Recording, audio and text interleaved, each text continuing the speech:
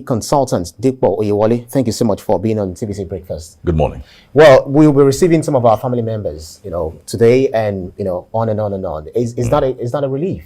Oh yes, it is. It's quite a relief, and it's a very welcome development because a lot of us were very worried that it was going to take longer than it will take now because of the timing of it all, how the whole thing became a very sudden occurrence where evacuations became necessary across the nation of Ukraine.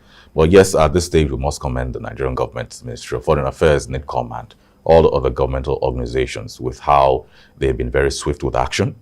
Every day, almost on the hour, they try to release some form of statement informing people where to go, which country to go to, which border to cross through, and all of that. So yes, this is a very welcome development. Well, speak to the issue where in a widely circulated video on social media, a mother and a child was actually meant to stand up from a seat for another person to sit down. Some say this is because of racism.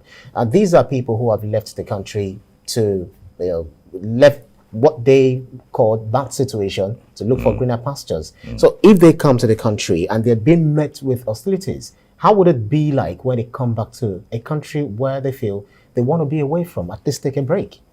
Oh, well, I believe that the priority now should be about safety. And like the Ministry of Foreign Affairs said, I think it was yesterday, that a lot of Nigerians are saying that they don't want to return back to Nigeria, which for a lot of people, you get to understand that fact, because even if they do return back to Nigeria, irrespective of whatever conditions we have here, for a lot of them having to go back definitely will have to be on their own dime.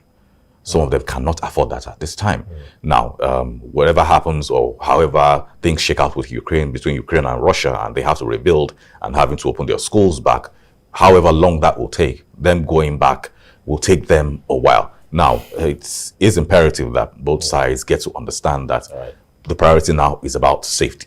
Are you safe where you are? Either you're saying you want to come back to Nigeria or not. How long can you stay in those neighboring countries? What is your status? We will be booted out after 3 months, saying that maybe your refugee status or whatever status you're claiming has expired. So we have to look at this long term, understanding the fact that we have no idea how long this conflict is going to take between Russia and Ukraine. So the priority now is about safety. You have to be alive first to know if you want to come back to Nigeria in the first place, or stay in neighboring countries and hoping to move back into Ukraine whenever this is settled. Are you also on the side of people who said that this evacuation ought to have been done long time before now? Oh yes. Instead of being caught in the middle of the bellicose countries, Ukraine and Russia, because Putin has actually signposted that he was going to invade Ukraine. Oh yes. We started this conversation last week where a lot of us said that this also have happened a lot earlier before now. And even if they weren't going to get people out of the country, we expected that some form of logistics would have been put on ground,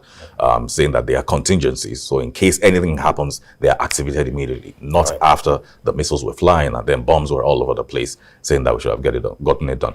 But we're here now, and they seem to be very up and about it. So I would say that would give them some kudos. Now we could see that the Ukrainian president Volodymyr Zelensky is really a tough man at this time, as so many people have actually looked at him. But as the two countries resume talks, what cards do you think these warring countries will be putting to the table? The potential exit strategy from this war. Okay, well, I want to say that Zelensky has put off a lot of fortitude so far.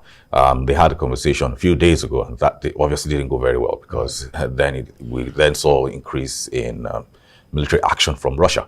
But talking about conversations moving forward, one would be interested to see what the terms of Russia are, because from the last conversation they had, we only got to see the terms from the Ukrainian side. We didn't get to see the terms from the Russian side. So we're very much interested to know what the terms from the Russian side are, to know if there is going to be a place of compromise, because now Ukraine is saying that they must be a part of EU. He's trying to fast track being a part of EU and things like that to ensure that they're safe. So yes, it will be interesting to see what the terms are from both sides of the aisle before we can say that we can accurately predict what's really going to go on. Well, it looks like Putin thought it was just going to be a walkover for him when he invades Ukraine, and looking at the wall of strength he met, the fact that he was not able to take over the capital just when he thought he would be able to take over it. How would you describe the person of, Zelensky in this case? He was just a comedian who was acting president. Now he became a real-time president, a 44-year-old